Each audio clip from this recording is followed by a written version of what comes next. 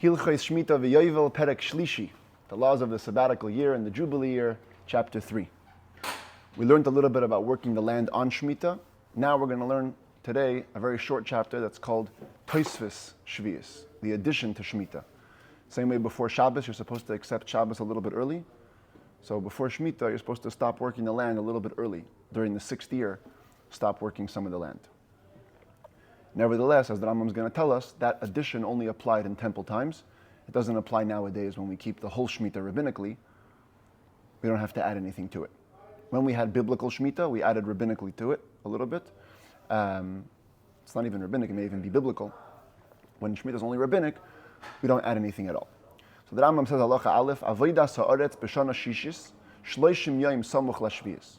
To work the land in the 6th year, 30 days before Shmittah, Asura halacha l'Moshe miSinai, is forbidden by a halacha received directly from Moshe Rabbeinu on Mount Sinai. Because when you work the land 30 days before the year begins, you're already preparing it in a way for Shmittah. But this matter was only forbidden in temple times, from oral tradition. The Gazru Chachamim, came the sages and they went even further. And they said, that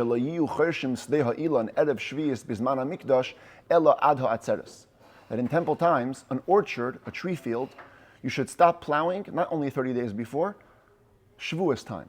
You should only plow the orchard till Shavuos and stop then. And a grain field even earlier, only plow it until Pesach of the 6th year, and then stop for the rest of that year and all of the 7th year. If there's no temple, then we're allowed to work the land all the way up until the new year, Rosh Hashanah of Shemitah year, like the biblical law is. Halacha Beis, when you say orchard, you say grain field, you have to define them. What qualifies according to the Torah law as a tree field, as an orchard? So we're going to see that there's basically 4 categories of tree field.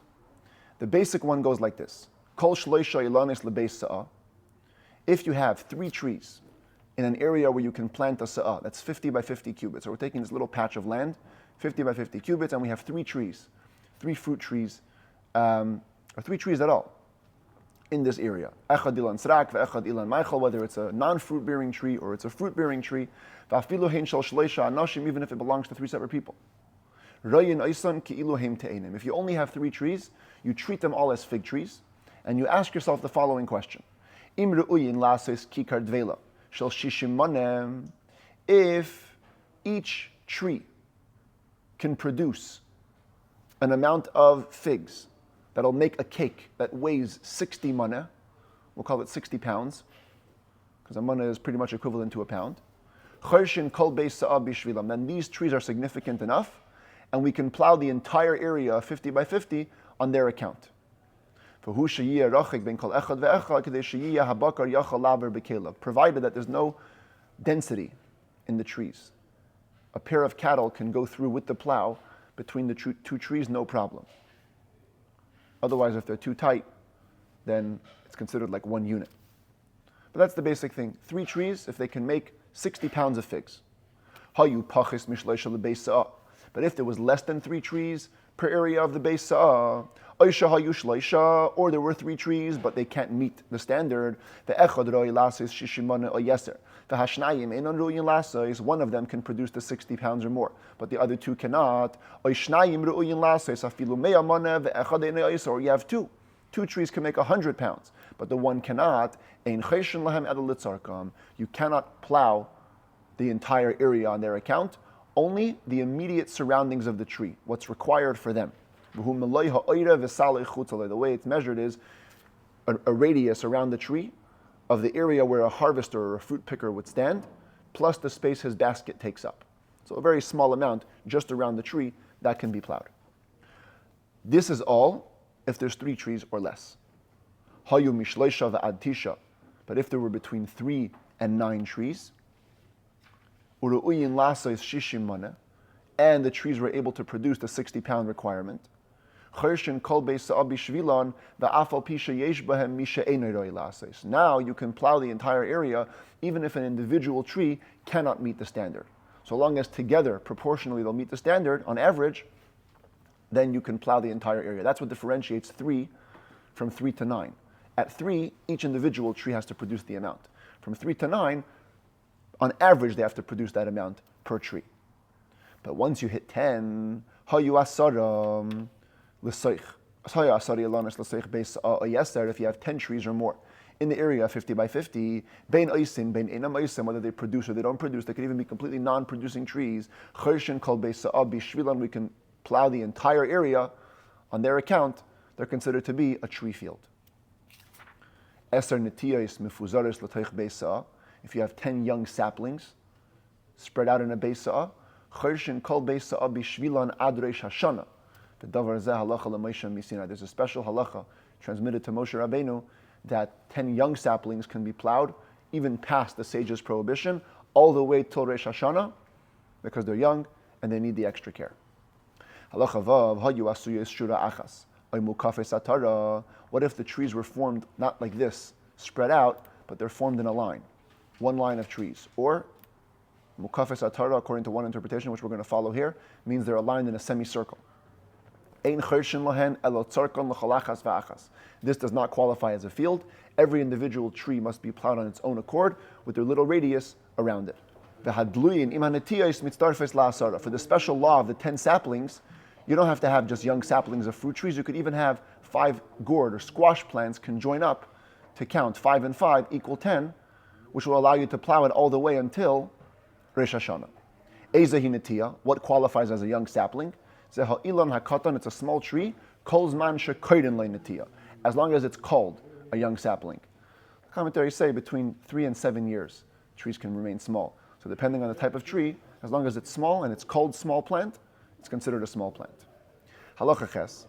You have a tree that was cut down and its stump is beginning to reproduce. If it was cut at a point above 1 handbreadth above the ground, it's considered like a tree and counts to the amount of 10 trees. If it was cut at a point lower than 1 handbreadth, then it's considered like a young sapling, and it has those laws which can be plowed all the way until Rosh Hashanah. And the Rambam doubles down. All these things were only said in the time of the temple, as we said. But nowadays, we're permitted to work the land all the way until the new year, till Rosh Hashanah. And even, says the Rambam, af bizman hamikdash, even in temple times, many other works that weren't directly associated with the land or were associated with trees were all allowed. Mutar, it's permitted, lisakel ulizabel hasades, to remove stones, as this guy is doing, and to fertilize fields. V'ladar hamikshois v'hamidlois, and to hoe plants of squash and of different types of gourds. Ubeis hashlachin, it's also permitted to hoe in what's called a beis hashlachin, a very arid, very dry field that only relied on your irrigation, not rainwater. Ad Rosh Hashanah, all the way until the new year, this was allowed, even in temple times. And also with trees. Umizable, and you can fertilize, umefarkin, and you can cut off excess leaves, umeabkin, and you can pour dust on top of a tree, like we saw the other day, umeashnin, you can fumigate, blow smoke as a pesticide. Umekarsimin, mekarsimin either means pruning a tree, according to one opinion. Other opinions say it's when you pick stalks of grain, but you just pick the ears off the stalk, and you leave the stalk in the ground. Umizardin, mizardin is cutting off thick leaves on a tree. Umefaslin, mefaslin also is a debate. Either it means cutting mold, decay, off of trees, or it means a type of growth stimulation where they would cut off all the branches of a tree and leave just the trunk, and this way it would reproduce healthier and stronger branches. We can smear young plants with foul-smelling substances. We can wrap them if we want the branches to grow upwards. We can cut the tips of the branches, as this guy is doing. You can make these little shelters to shield from extreme weather. And you can water them. You can do oleification. The other day, you can smear unripe figs with oil to speed up the ripening process, or puncture them with oil. All these things were permitted on the eve of Shmittah, even up until the new year of Shmittah, even in the times of the temple. Because only working the land was forbidden 30 days before. Halacha Yud, Pagei Erev Shvius, Shenichnesu L'Shvius, if you have figs that grew in the 6th year, that came into the 7th year, V'shel Shvius, Sheyatzu L'Maitzai Shvius, or the 7th year that came into the 8th year, Lo Yisachin V'lei Menakvim. We don't puncture those nor smear them. They have Kedusha, sanctity of the Shmittah fruits. We don't touch them. Ubizman HaMikdash, in temple times, Ein Bainin Madregos Al Pnei Hagei Oyos. Erev Shvius Mishei Pasko Agshamim. Once the rain stops in the 6th year, we no longer build steps going down into valleys. This was very customary. We had a big field in the bottom of a valley, and you would build a step that would go down so you can access it easier. But you would wait till the rainy season was over so you can easily access it. Otherwise, it's all mudslides and very wet. So once the rain stops on the 6th year, you can no longer build this step ladder. Unless Shvi is because you're fixing them for a Shmittah. Halacha Yud Aleph, the same way we have a leniency. Even in temple times, we have a stringency even in our times. Af bizman hazeh, even nowadays when we can work up till Shmittah, ein noitin ilanais, we don't plant new trees. Ve'ein markivin ve'ein mavrichin, we don't graft nor layer erev shvius on the eve of Shmittah. Ela kedei shetiklet hanatiyah v'tisha achar aklita shloishim yoyim kaidem rosh hashanah shel shvius. Unless it has time to take root and wait after that 30 days. Taking root, stam klita shtei shabbases, takes 2 weeks to take root. So basically you need to have 44 days before Shmittah to plant a new tree. V'davar zeh asur la'olam mipnei maris ha'ayin, this is always forbidden because it looks bad. Shem al yemar arayeh b'shvius nito, somebody might say that it was planted on Shmittah. Nimtzeisa oimer, it turns out that you say the following. Shahaneteya oy hamavrich oy hamarkiv. Erev shvius kaidem resh hashanah ba'arba v'arbaim yoyim. If a person plants a tree or layers a tree or grafts a tree, at least 44 days before the new year of Shmittah, Yekayim, he can keep it growing. Paches mikein yakar. Less than that, he must uproot it for Shmittah. V'im loy akar, even if he didn't uproot it, haperes mutarin, the fruit are permitted. Nothing you can do about it, you planted it before Shmittah. V'im meis kaidem sheyakar, mechayvin es hayedesh lakar. If the person died before he had a chance to uproot it, we do obligate the son to take responsibility for what his father did and uproot the tree as well, so we avoid that suspicion that he may have planted it on Shmittah.